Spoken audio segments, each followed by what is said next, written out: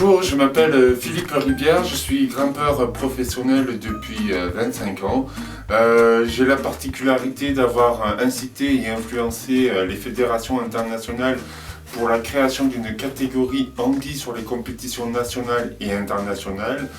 J'ai été aussi l'instigateur du premier événement handi grimpe qui permet toujours de faire grimper les personnes à mobilité réduite, et pour les personnes valides, je leur mets des handicaps artificiels, pieds, mains attachés ou yeux bandés. Voilà.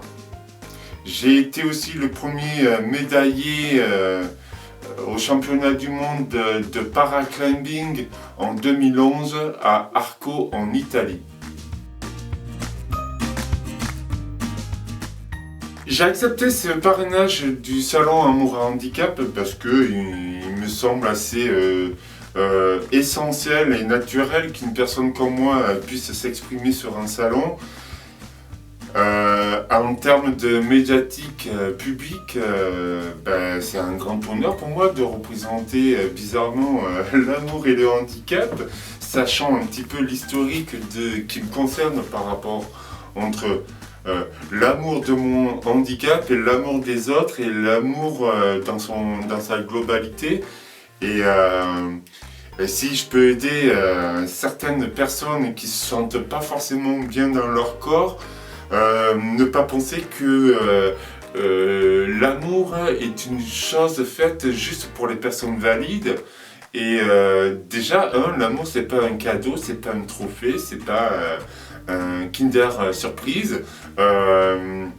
L'amour c'est aussi incontrôlable que le vent, la pluie, le soleil, le rocher, la nature, etc. Donc il m'a semblé évident de dire oui à ce salon Amour et Handicap.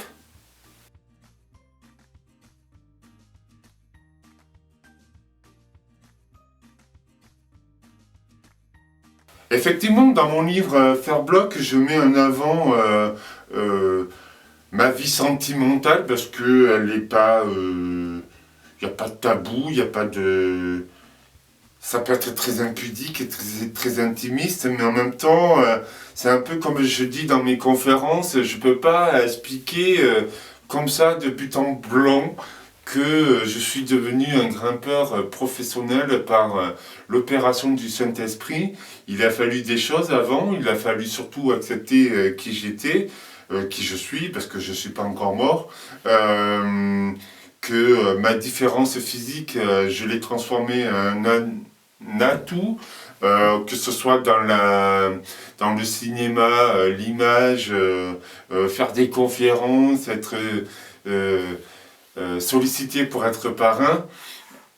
Et c'est vrai que cette stature d'homme fort n'a pas été aussi simple jusqu'à aujourd'hui. Effectivement, j'ai été heureusement ou malheureusement abandonné à la naissance et que j'ai vécu 4 ans dans un orphelinat, en tout cas une pouponnière ou un foyer de jeunes enfants où le seul contact que j'avais c'était le personnel soignant et que forcément en 81 quand j'ai été adopté par une famille composée déjà de 6 enfants et que au final à lire dans mon livre que mon éducation dans tous les sens du terme et là en l'occurrence de l'amour ça a été complètement obsolète, voire inexistant de savoir est-ce que si un jour j'ai des enfants, ils auront mon handicap, est-ce qu'une femme peut s'attarder à mon physique, à mes mains déformées, à mon strabisme, à ma face différente, pas forcément, même moi, des fois je me dis waouh. Donc forcément, pour qu'un être puisse se développer, la première chose dont il ait besoin, c'est l'amour. Et moi, je le développe d'une forme différente, c'est-à-dire l'amour de mes petites copines, l'amour de mes amis, qui m'ont permis à me tenir un peu plus droit, être sûr, être fier de mon corps, être fier de mes mains, être fier du nom politiquement correct. Et donc, pour moi, c'est essentiel pour que les gens comprennent que, voilà, oui, le côté sentimental est important. Et oui, il est important de le transmettre.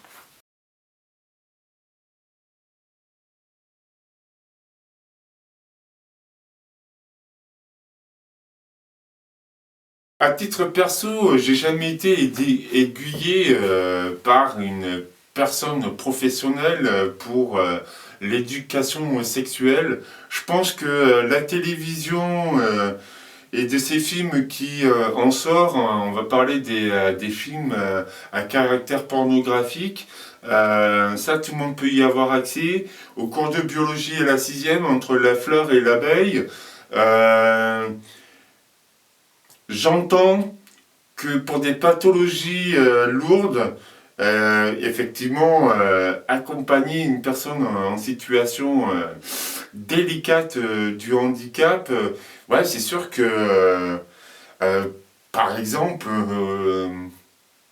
une situation qui me concernait, euh, avant, quand une fille était gentille avec moi, hein, déjà je partais en papillon, ça y est, je suis amoureux. Mais surtout, ce qui me dérangeait le plus, c'est qu'une femme puisse se permettre de toucher mes mains, en l'occurrence.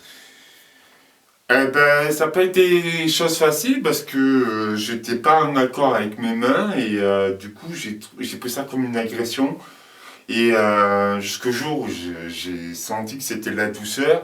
Et donc, pour répondre à votre question, je dirais que oui, dans certaines pathologies, il faut accompagner, expliquer, faire de la pédagogie.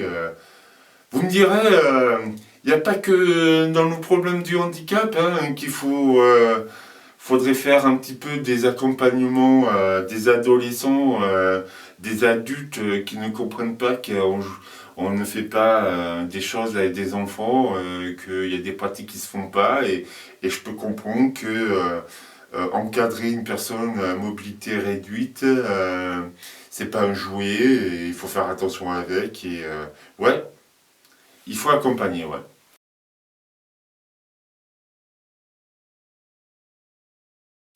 Aujourd'hui, je vois la situation amoureuse au 21e siècle catastrophique. Et oui, ça va avec notre société et tout va vite, tout est consommé beaucoup plus rapidement. Merci les applications amoureuses ou limites. Euh, ouais, ça, je peux comprendre qu'il n'y ait plus de respect hein, envers les partenaires parce que ce que je viens d'expliquer, hein, tout va super vite. C'est un peu comme un paquet de bonbons, quoi. On sort du travail, on a envie de sucre, on a envie d'envie, et forcément on prend ce qui est un peu du poison, donc on consomme vite et on est satisfait, et on a ce besoin de satisfaction qui au final se répétera plusieurs fois. Mais si la question était de savoir comment aujourd'hui ma situation amoureuse était, je considère que l'amour n'est pas un trophée. Je considère, après multiples expériences et relations amoureuses, c'est hyper. Ce n'est pas défaitiste, en tout cas, c'est ma réalité d'aujourd'hui. Aujourd'hui, je me sens très bien seul. Vaut mieux être seul que mal accompagné, comme ils disent. Euh, non, je trouve que j'ai l'amour au niveau de mes amis, de mon entourage, de mon métier, que ce soit dans l'escalade ou dans la photographie.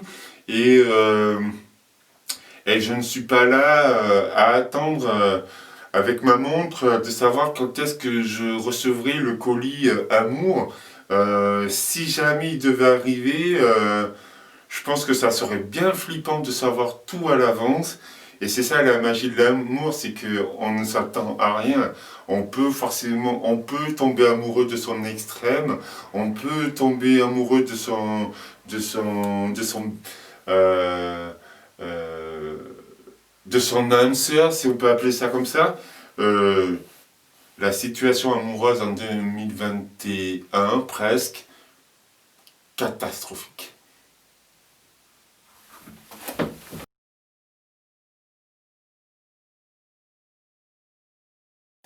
Je n'ai jamais eu la vocation de donner aucun conseil à qui que ce soit des auditeurs, des lecteurs ou autres.